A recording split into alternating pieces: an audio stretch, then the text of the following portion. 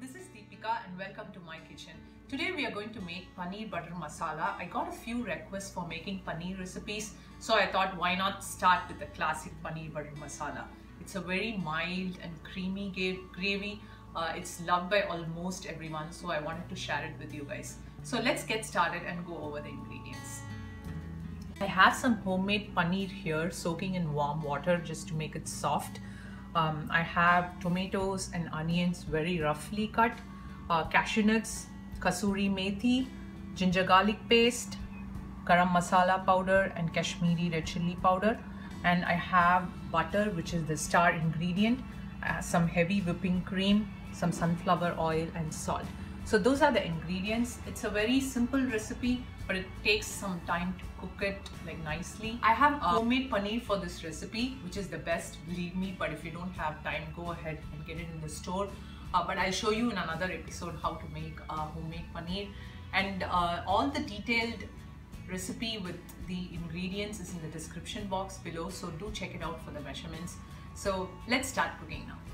To start cooking, first I have my pan heating here. To this, let's add the butter and a little bit of oil as always to prevent it from burning. So to this I'm going to add my onions. To this I'm going to add my cashew nuts. Reduce the flame between medium and low. And now add all the tomatoes. I'm going to add little salt to this to help it cook faster.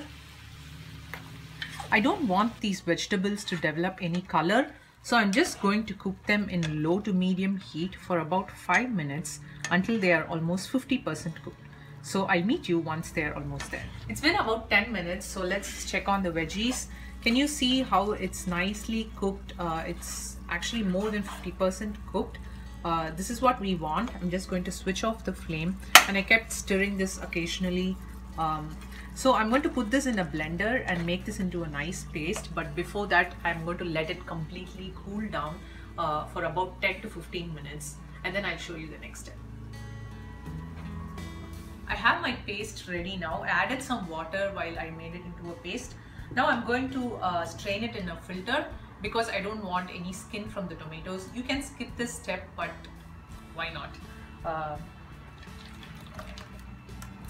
So just add this to the filter, the sieve.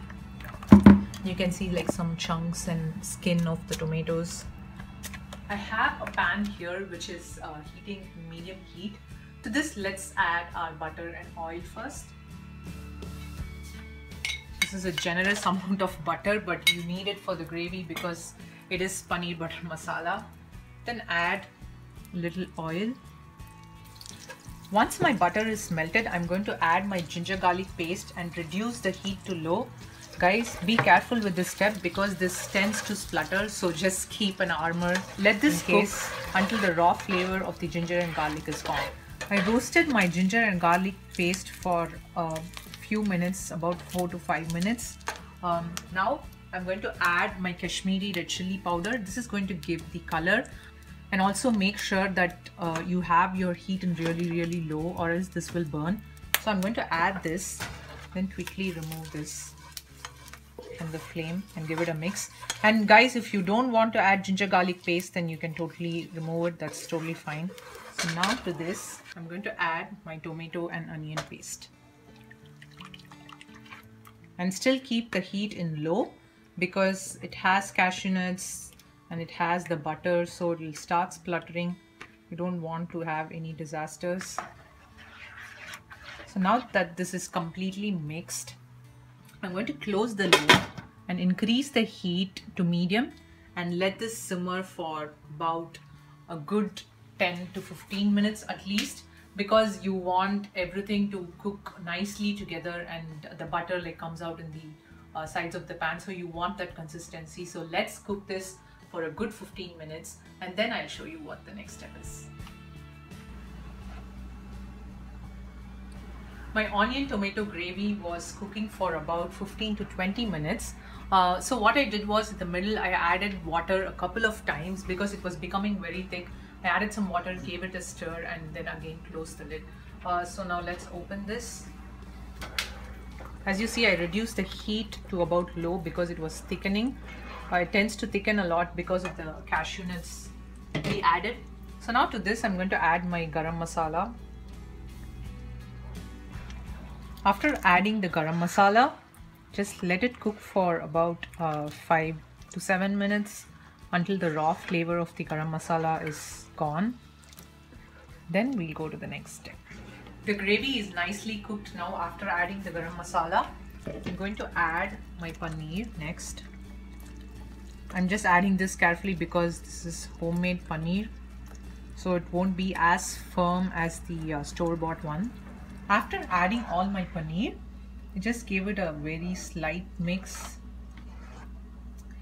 The color of this gravy is so beautiful, so appetizing. Next, I'm going to add some heavy cream. This is per your taste. Add little by little because the cream is very creamy. So it will make your gravy like very sweet. So make sure you add it little by little as per your taste. I'm just crushing the Kasoori methi between my palms like this to make it into a fine powder. After I added my Kasoori methi, just gave a little salt test and I needed some salt. Just adding that. Give it a mix and then simmer this for just a few more minutes, and then this is completely done and I can't wait to taste this. I've transferred the paneer butter masala to a serving dish here. It smells so good, so let's dig in. I just drizzle some cream over for presentation. It's a little hot.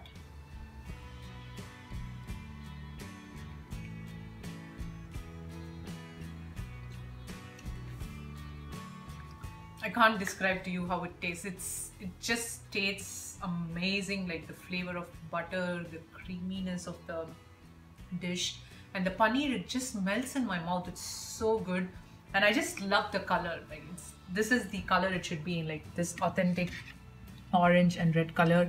So make some naan or puri or roti or any type of specialty rice, like the peas and capsicum rice which I made in one of the previous episodes. That and this will be an amazing combination, I promise. I hope you guys all try this out at home and let me know how it turned out.